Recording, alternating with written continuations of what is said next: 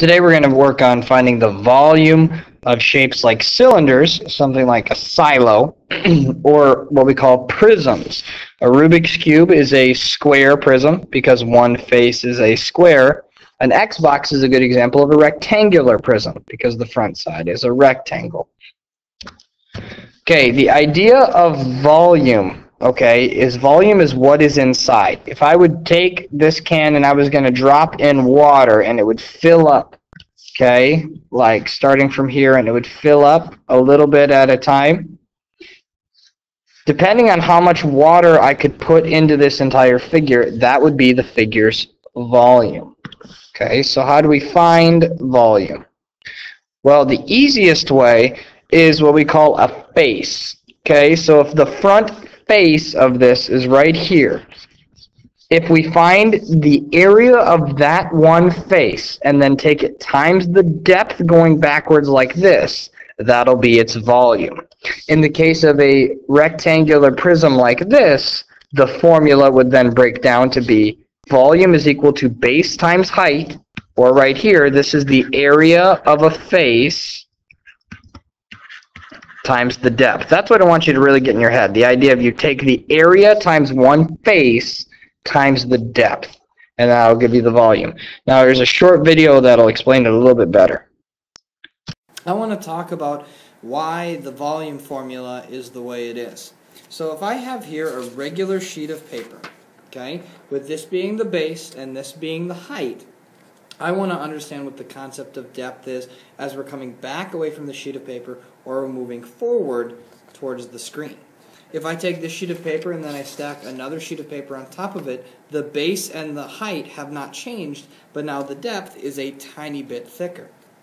So then if I stack another and another until I have this whole stack of papers here, okay, now I still have the same base and I have the same height, but the depth has gotten thicker on the back side, which is why we're going to take that area of the front figure, which in this case is a rectangle, base times height, times that depth in the back. It's like, how many worksheets do you have stacked together? And that's going to be the same for cylinders as well. If I have a cylinder here, and I take off this top piece, this flat singular piece, having trouble figuring out which way is left and right in the sheet, I have here is one piece.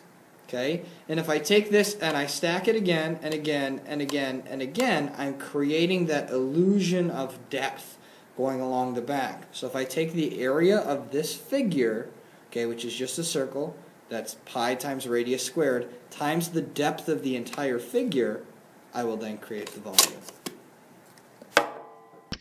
Alright, so once we've seen that, we have to understand that we have to find a face times the depth. So if we're doing volume here of this Rubik's Cube, I'm going to find the area of the red face here. Well, I know its base is 3 and its height is 3.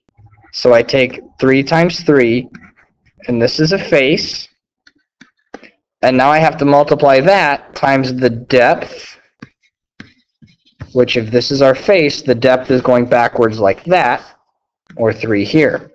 Well, this is 9. 9 times 3 is 27. The label for volume, since we're taking 3 things multiplied by each other, is going to be, oh, sorry, not centimeters, inches cubed. The other way to think of it is this is a 3-dimensional object, so our label needs to be in 3 dimensions. A 2-dimensional object, like a piece of paper, has the label of centimeters squared, because it's 2 dimensions. Okay, down here, a rectangular prism has a base of 4, a height of 4, and a 3-dimensional measurement of 6 meters. Well, if you want to find out how to draw these things, come and talk to me outside of class, or if you already know how, that's great. But I like to draw my pictures. It doesn't need to be perfect, but it's okay. Base of 4, height of 4, 3-dimensional measurement of 6. So I have to find the area of this front face. Well, that's 4 times 4. There's my face. Times the depth measurement of 6.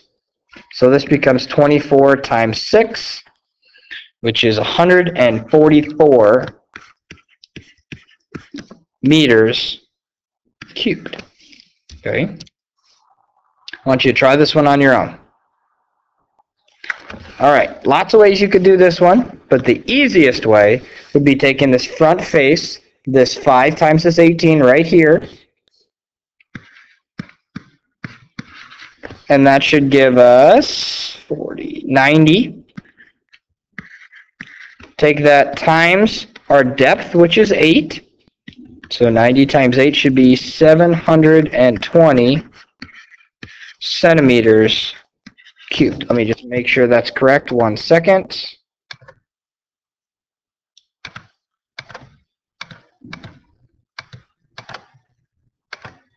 Bingo. All right.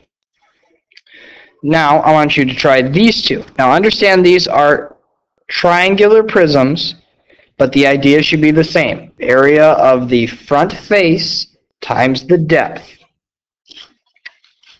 Okay, so this one, well, my front face is right here. So 8 times 10 divided by 2. That's my front face.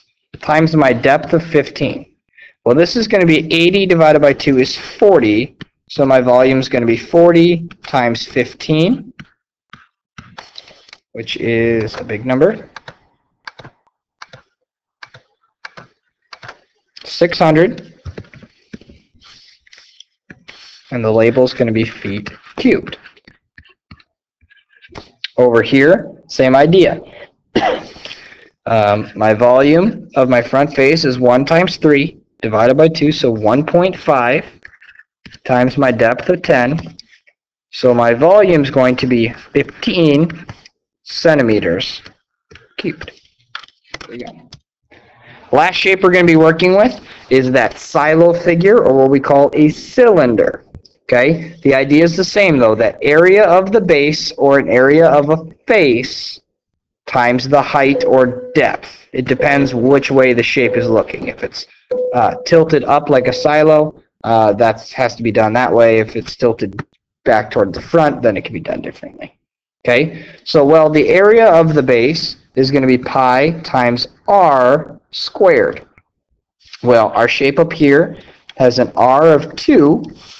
So that means that this is going to be 4 times pi, because it's 2 squared times pi, times our height, which is 8. Well, you could multiply this out as a decimal, or you could leave it as 32 pi, that's our number, inches cubed. Or I could multiply it out, 32 times pi, give me around 100. 100.53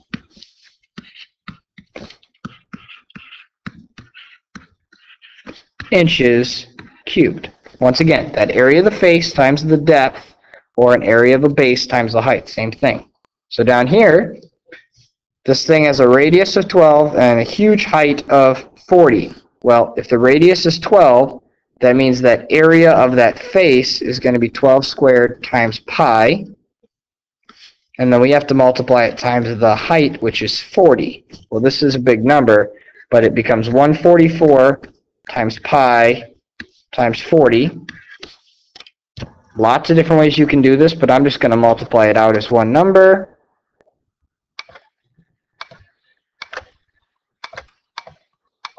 So it gives me 18,096 about. Oops. Let me use the 0 in here. Yep.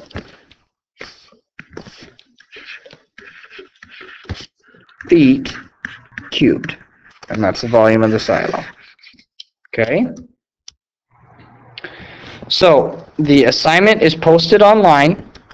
Make sure you can do these. They are tricky, so take your time.